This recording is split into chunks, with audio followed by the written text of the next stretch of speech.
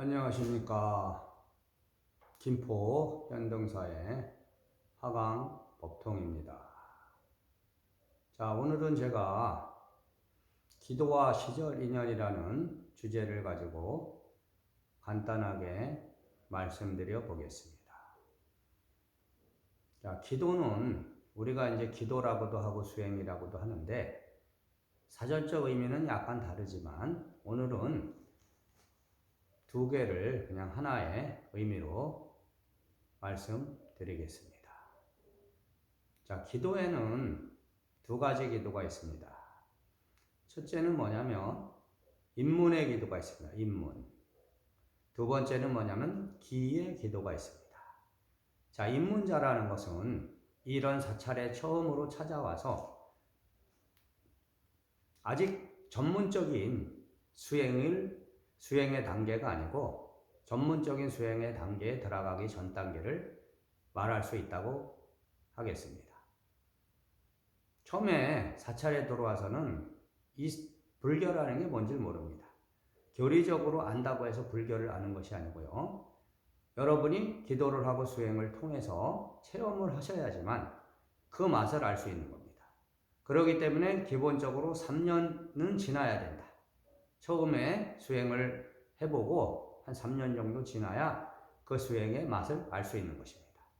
그러면은 입문의 기도자들은 저기 앉아있는 부처님을 기복의 대상으로 봅니다.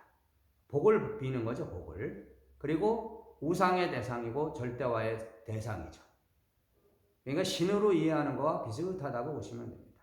신으로 이해하는 사람도 많고, 그러니까 저 부처님을 하나의 전지전능한 존재자로 여기고 저기다 막 빌어요. 빌어서 나의 소원을 이뤄주십시오.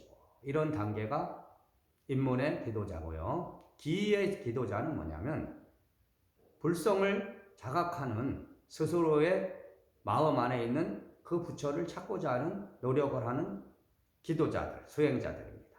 그러니까 기의 수행자가 되면은 입문의 수행자에서는 기복적인 신앙을 하면 되기 때문에 어떻게 보면 소원 성취를 이루는 것이 빠를 수 있는데 기의 수행자가 돼서는 기복적인 신앙만으로는 그것이 이루어지지 않습니다. 자기 노력이 많이 들어가야 되고 자기 자성을 자각하는 그런 수행을 해야지만 그것이 이루어질 수 있는 것입니다. 그렇기 때문에 기도라는 것은 맹목적으로 한다고 되는 것이 아닙니다. 입문자들은 맹목적으로 해도 되지만 기자들은 맹목적으로 기도한다고 이루어지는 것이 아닙니다. 자, 그리고 기도라는 것은 억지로 되는 것이 아닙니다. 기도를 해보시면 다 업장이라는 것이 있기 때문에 그 업에 따라서 많은 번뇌망상이 일어나는 겁니다. 그러나 때가 되지 않은 기도를 하게 되면 어떻게 되냐면 마장이 들어오고 그 기도는 실패할 수밖에 없는 것입니다.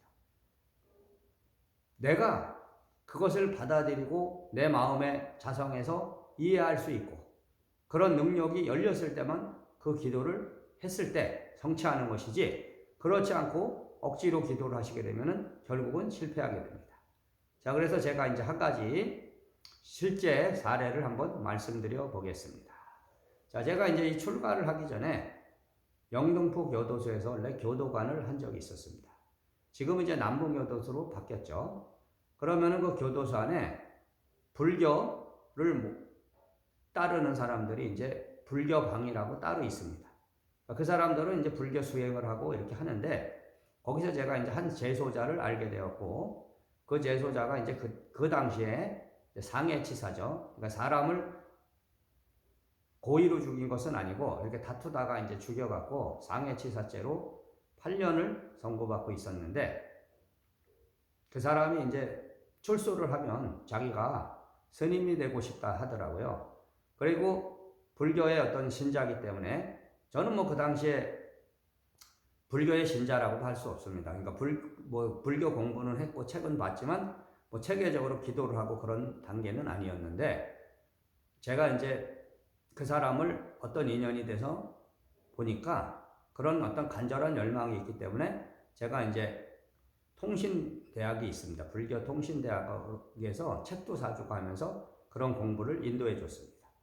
그러다가 제가 이제 이렇게 출가를 하고 그 사람한테 어떤 수행법을 가르쳐 줘서 그 사람이 출소를 하게 됐어요. 원래는 가석방이 안 되는 것인데 제가 이제 조상을 위한 기도, 지장기도와 신중기도를 하라고 말을 해줬고, 그렇게 해서 이제 출소를 해서 스님이 되겠다는 그런 속내를 보이길래 제가 이제 인도를 해줬습니다. 그러니까 현실적인 부분이죠. 그러니까 그 사람이 이해했던 어떤 불교라는 것은 깊은 산속에서 차 마시면서 이렇게 고매하게 사는 것처럼 생각을 했는데 그런 것이 아닙니다. 이 불교라는 것도 수행자로 들어와 보면 인간 세계에 부딪히는 것과 같은 그런 많은 부딪힘이 있는 거죠. 그래서 어떤 스님을 선택해서 제가 이제 거기다 인도를 해줘서 이 사람이 나름대로 이제 수행을 하다 많은 갈등이 있었죠.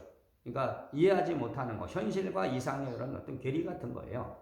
그러다가 제가 이제 계속 이제 저는 아침에 항상 예불을 하고 108배를 하고 참선을 하고 이랬는데 108배를 매일 했습니다. 매일 하다가 어느 날 자성의 소리를 듣게 됐습니다.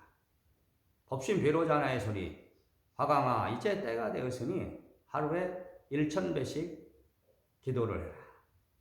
근데 그 소리를 너무나 기쁨이 오더라고요. 기쁨이 오고 환희가 오고, 아, 이제 그 기도를 할 수 있구나. 그래서 천불명호경이라는 경을 읽어가면서 제가 1000배를 했었는데, 그 이제 제소자로 출소했던 사람은 제가 이제 스님으로 인도해주고, 제가 인도해준 스님 밑에서 한 4개월 정도 연부를, 기초 연부를 공부하고, 저쪽 수원 어디 사찰로 부전을 가게 되었습니다. 근데 가끔 이제 저하고 이제 연락을 했으니까, 그래서 제가 그 당시에, 아, 나는 이렇게 1000배의 수행을 하고 있다. 참회 기도를 했다. 이랬더니, 뭔가 그 사람한테 아마 시기 질투가 왔는지, 자기도 아마 그 기도를 했나 봐요. 근데 그 사람은 그 기도를 감당할 수 있는 아직 때가 안 됐고, 그릇이 안 됐는데 하다 보니까, 어느 날 이제 아마 그 사찰에 무슨 제를 지내는데, 아침에 갑자기 이제 이 사람이 사복을 입고, 나와갖고 그걸 이렇게 주머니에 손을 넣고 일도 안 거들고 이렇게 보다가 사라졌대요. 그날 이후에 이제 사라진 거예요. 그리고 연락도 두절된 거죠. 그랬다가 한참 만에 저한테 이제 뭐 술이 잔뜩 취해서 한번 연락이 왔는데 결국은 뭐냐면 마장이 왔고 그 기도를 실패했고 결국은 스님의 노릇을 못하고 이제 일반인이 된 거죠. 자, 여러분들도 만약에 기도하시다가 때가 되지 않은 기도를 하면 이렇다는 걸 꼭 아시고, 이 사찰에 다니는 사람들도 옛날에 이제 절을 많이 해다가 뭐 무릎 관절염이 오고 이런 분들도 계시는데, 그건 기도된 거 아닙니다. 그걸 잘 아시고, 기도는 참된 마음으로 자기의 자성을 찾는 것이라는 것을 아시고, 수행 정진해 주십시오. 감사합니다.